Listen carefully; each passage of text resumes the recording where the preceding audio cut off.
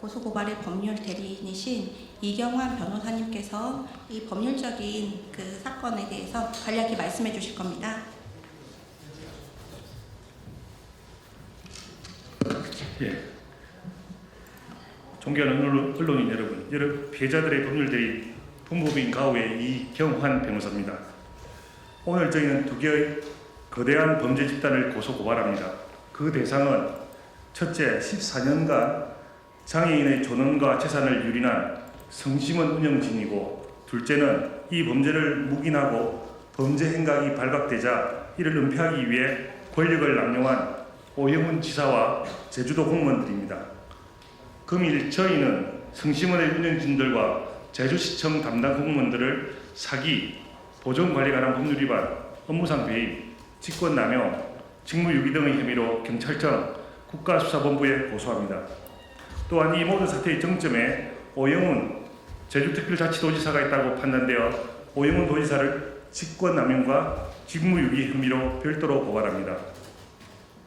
저희는 오늘 고소고발장을 접수하며 지난 14년간의 피해 사실을 입증할 금융거래 내역, 빼돌려진 내부 회계 자료, 그리고 피해자 가족들의 구체적이고 일관된 진술서, 그리고 공익제보자가 확보한 내부 문건 등을 증거로 함께 제출합니다. 구체적인 범죄 사실은 다음과 같습니다.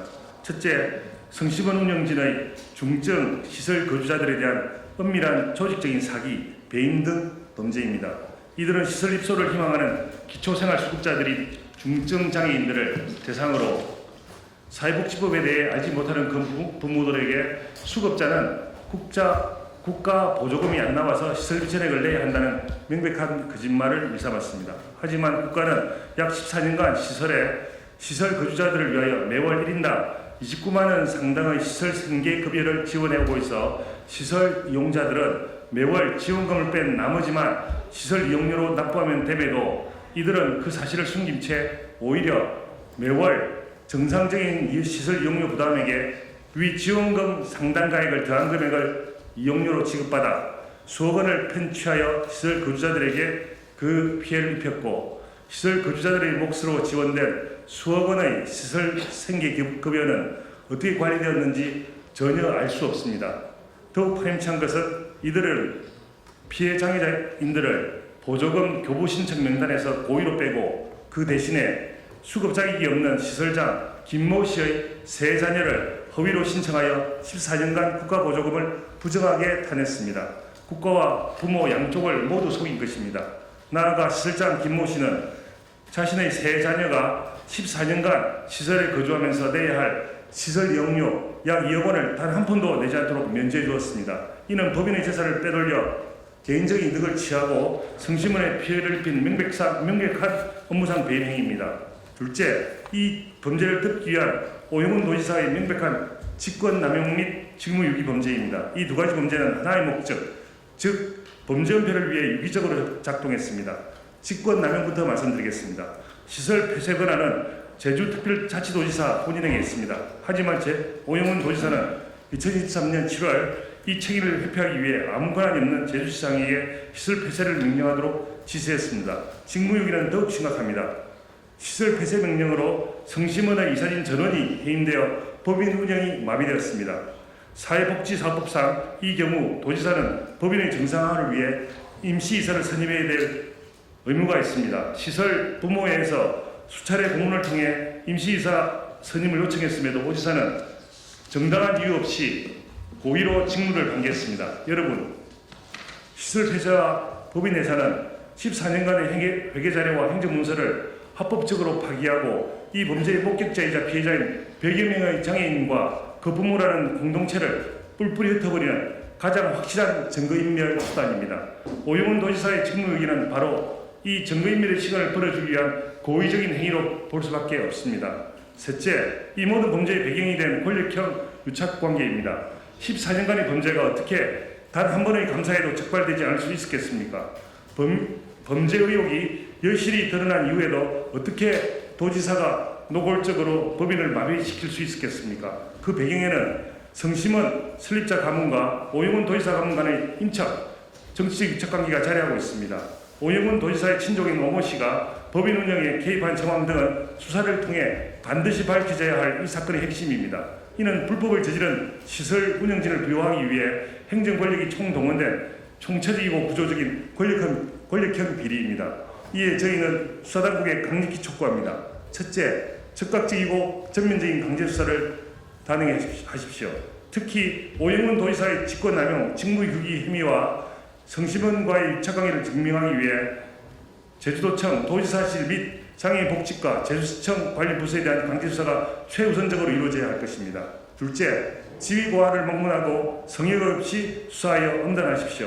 사회적 최약자를 기만한 성심원 운영진 전원과 이들을 비호하며 권력을 남용한 오영훈 도지사를 철저히 수사하여 법이 허용하는 가장 강력한 처벌로 다스려 주십시오. 감사합니다.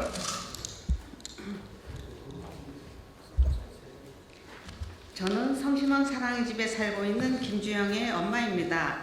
저는 14년간의 금품 갈취 범죄가 발견된 이후 그 범죄를 덮으려는 제주시에 의해 지금 시설에 남은 우리 아이들에게 어떤 2차 가해가 벌어지고 있는지 증언하려 합니다. 조금 전 변호사님께서 말씀하신 수급자 범죄 피해 사례 중 하나를 더 말씀드리겠습니다. 피해자 김군은 7살 때 입소한 중증 자폐아입니다. 아버님 역시 중증 발달 장애인이고 어머님은 지병으로 돌아가셨습니다. 지병 중에도 어머님은 홀로 장애인 김군과 다른 어린 아들을 키우며 근근히 수급자 생계비로 살고 있었습니다. 성심원은 이 기막힌 형편을 뻔히 알면서 이 가정의 생계급여 통장을 직접 관리하며 9년간 2,800만 원을 착취했습니다. 김군은 얼굴에 섬유종이 자라 수술이 시급했지만 돈이 없어 제때 치료도 받지 못했습니다. 더 악질인 것은 저희가 이 14년간의 수급자 범죄를 발견하고 작년 9월 행정에 알리자마자 제주시가 보인 행동입니다. 이들은 사과와 피해 복구가 아니라 범죄 은폐에 돌입했습니다. 2차 가해의 첫 번째는 핵심 피해자의 불법 퇴소 강행입니다. 제주시는 14년 범죄의 최대의 피해자인 김군을 가장 먼저 극비리에 없애려 했습니다.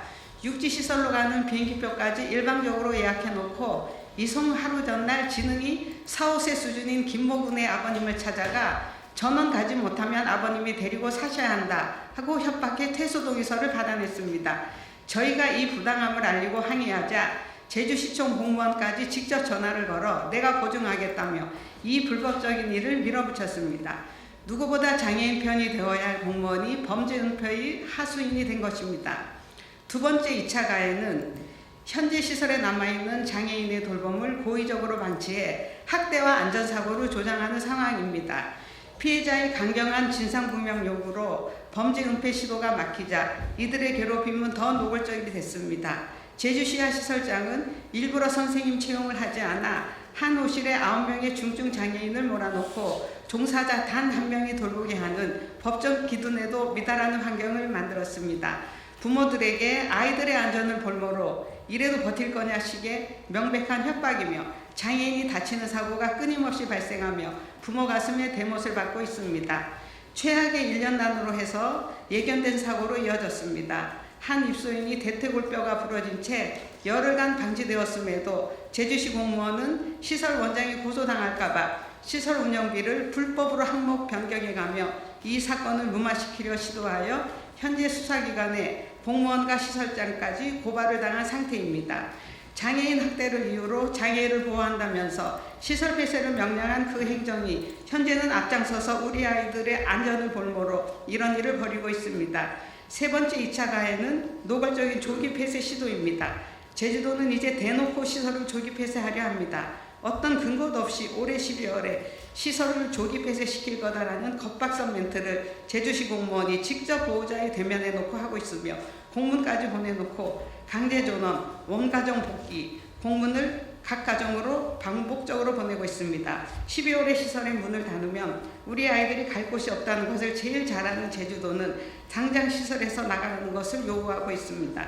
우리 아이들을 정든 제주와 가족의 품을 떠나 아무 연고도 없는 육지의 낯선 시설로 뿔뿔이 흩어버리겠다는 강제 추방 계획이 다름이 아닙니다.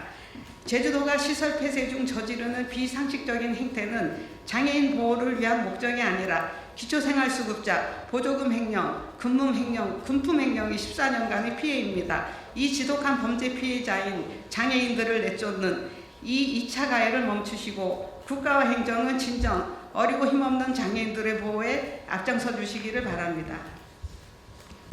네, 마무리 발언으로 마무리 발언이 있겠습니다. 네, 함께 들어주셔서 감사합니다. 저는 한국천주교주교회 사회복지위원회 한국카리타스협회 정책위원입니다. 지금까지 2020년도부터 전장년 전국장애인철폐연대가 중증장애에 대한 탈설하는 것을 목도하면서 한국천주교회는 지속적으로 전체주의적인 탈설 정책에 반대해 왔습니다. 저희들은 가난한 자를 위한 우선적인 선택을 하고 있습니다. 장애인들 중에서도 제일 가난한 자를 시설에 있는 중증발달장애인으로 저희들은 생각하고 있기 때문에 또 그리고 우리나라에 장애인들이 요양을 할 수 있는 것은 중증장애인 시설밖에 없기 때문에 지속적으로 반대하며 중증장애인 요양시설의 영속성을 보장해달라는 요구들을 하고 있습니다. 이 와중에 제주도 사건은 가장 불쌍한 중증발달장애인에 대한 학대이며 그리고 그들의 보금자리를 빼앗는 생명 말살의 행위와 똑같다고 볼 수가 있습니다. 오늘 여기까지 오셔서 이 이야기를 들어주신 여러분들께 감사드리며 저희들도 중증발달장애인의 요양이 지속적으로 계속될 수 있도록 또 부모님들께서 돌아가시더라도 그들과 함께 할 수 있는 그러한 여건들이 계속될 수 있도록 노력하겠습니다. 이 자리에 함께 해주셨 처음부터 2020년도부터 함께 해주셨던 이준석 대표님께도 감사를 드립니다. 이상입니다.